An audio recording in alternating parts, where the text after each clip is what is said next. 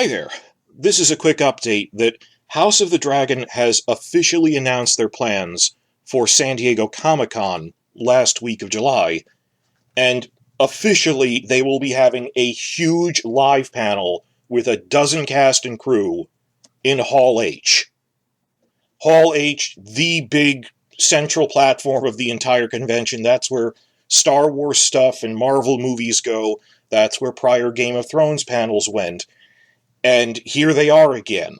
And it's not, virtual because of the pandemic or anything. Live, back in the saddle, they're in Hall H, top of the heap, as it were, top of the pile. And best of all, George R.R. Martin himself will be coming to the panel. Martin hasn't come to a Game of Thrones panel since Season 4. Since 2014, that he stopped writing for the show in 2015 because he said, Season 5, you diverged from my book so much, I politely said, I wouldn't even know where to start, these aren't my characters, and no writer could come in and get a feel for these characters because the Benioff and Weiss themselves were just writing by the seat of their pants, making it up as they went along. That there is no stable characterization for Ilaria or Cersei or anything. So, because Martin said, well, I'm not contributing to it, why should I go to it? We can tell that your relationship with him has soured and he's not really proud of the later seasons, because he stopped coming to Comic-Con. We noticed that. Go back, if you didn't watch out of disgust at the time. Obviously, by Season 7 or Season 6, it was all the hype machine. It is so weird and cringeworthy watching the post-Season 5 Comic-Con panel, because if you think, oh, Benioff and Weiss skipped the Season 8 one, they also skipped the Season 5 one. There weren't any writers. Cogman wasn't there. Martin wasn't there because he said, this isn't my thing. It was just these actors abandoned there, and it was this bizarre season that was very uneven. Had offensive changes to Sansa with the rape thing with Dorne, and it's all of them trying not to talk about the elephant in the room. And people, I can't tell, did they screen these audience members or what? Because they kind of want to ask about what is going on with the changes to Sansa's storyline, but they're either afraid or coached. I can't tell. That could be a whole analysis video unto itself. One day it will be, of just look at what actually happened on camera. But that was so weird when Martin stopped coming to Comic-Con panels for what was allegedly going to be an adaptation of his works.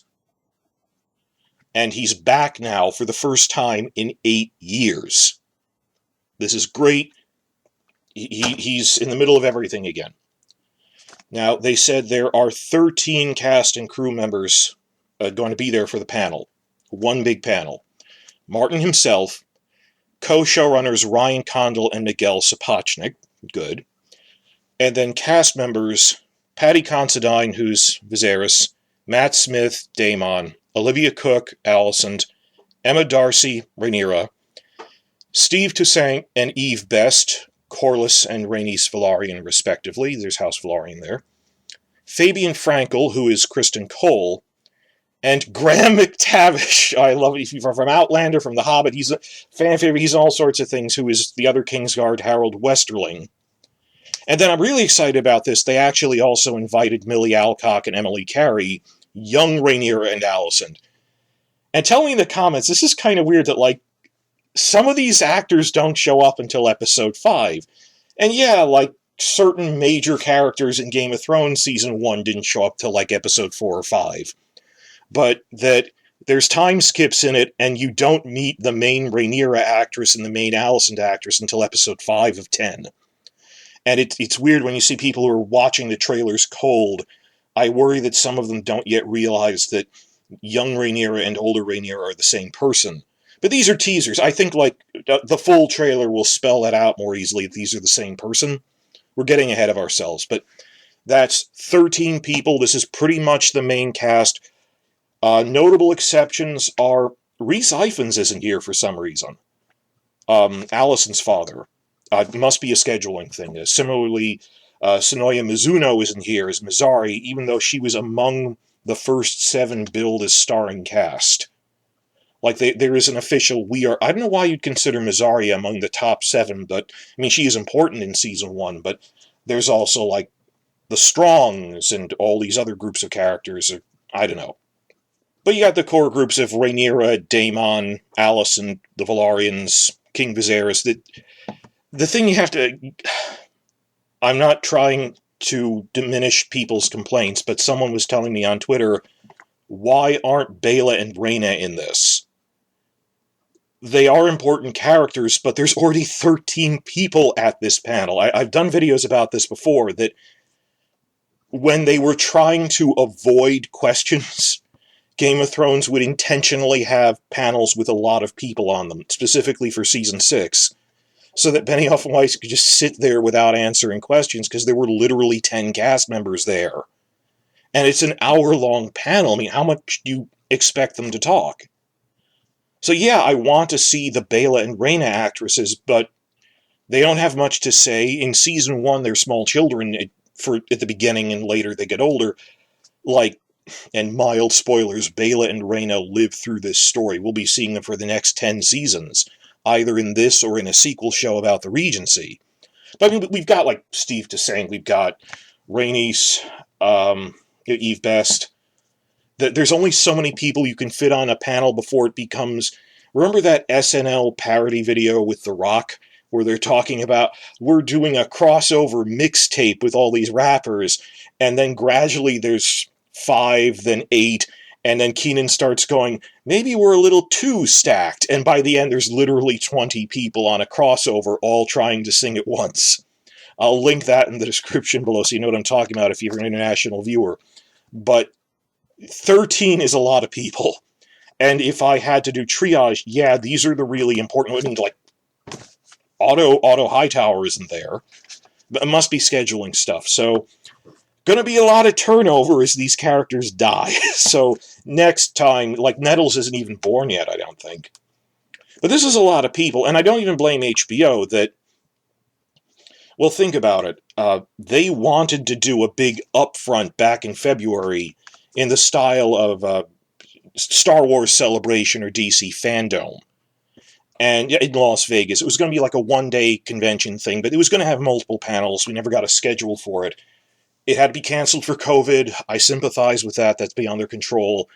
There were probably going to be like different panels for Team Hightower and Team Velaryon.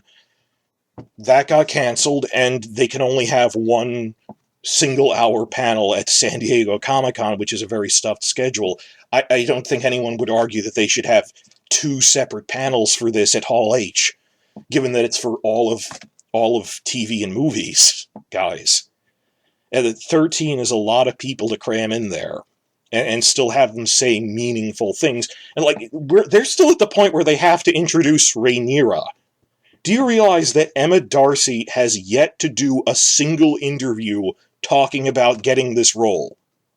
Like, this will be the world's introduction to Emma Darcy. Olivia Cooke has done interviews for other movies and mentioned in passing, oh yeah, I'm doing House of the Dragon, it's great, but I'm not allowed to talk about it, but I look forward to it. People know who she is because she was in a couple of movies that were prominent last cycle, like Sound of Music, but otherwise... A lot of people aren't familiar with these. Some of these are stage actors. I mean, Matt Smith is well known. The other ones, not always. And Millie Alcock and Emily Carey this is going to be their big debut here. So I'm happy that it's this whole thing with the whole cast, with the co-showrunners, with George R. R. Martin himself. But the big thing to point out in this video, saving the best for last for greatest emphasis, the moderator of the panel will be Jason Concepcion. I'm mispronouncing that because I'm using French pronunciation, I'm sorry. He is a long-time A Song of Ice and Fire reporter for TheRinger.com. He was on their podcast Binge Mode covering A Song of Ice and Fire. So I've seen him doing A Song of Ice and Fire panels at prior conventions before this, and he was good. I'm going to link in the description below. The first thing I'm going to link is a crossover podcast he did with History of Westeros talking about a Theon chapter. So this is a known person, and I don't even need to agree with him on every point from the books, because I don't agree with anyone 100% on the books. No one agrees with someone else 100%. But in terms of I was dreading that they were going to repeat the mistakes of the last San Diego Comic-Con panel 2019, that really awkward Season 8 panel, and they were going to bring the host back from that just because, well, they were there last time. Or even one of the other reporters from other things that I didn't like about this. Jason is well-liked. He publicly said things critical of Season 8 that I've seen people since this announcement harassing him on Twitter by tweet mining, disparaging things he said about Season 8 a year ago. Because, and not like offensive, snarky things. It was like someone tweet mined that, last year he said that if Game of Thrones wanted to have a healthy ground to make spin-offs, they should have had a stronger final season because it's destroyed all interest in it.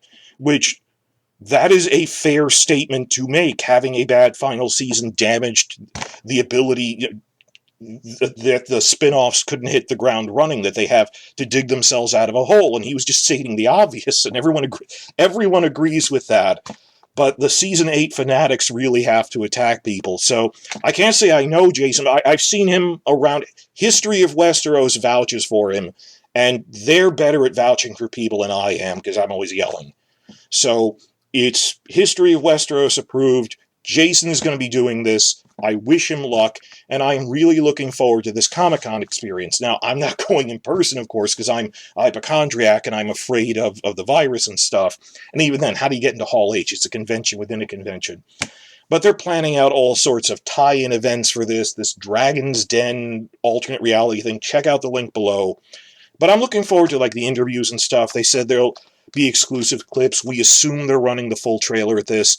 There are rumors that they will run the cold open of the tourney at Harrenhal.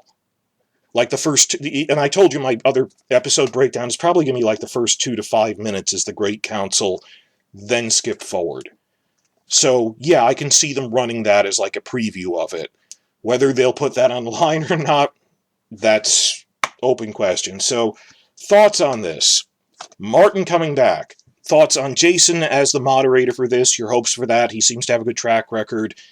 And how many people is too many people to have on an hour-long panel that it's diminishing returns and each of them doesn't have enough to say? Because obviously this is introducing a full cast, and it's mostly just walk out, introduce, hi, this is who I am. But, like, by Game of Thrones, by, like, a Season 6 of a show, you shouldn't have, like, 10 people and expect a meaningful conversation.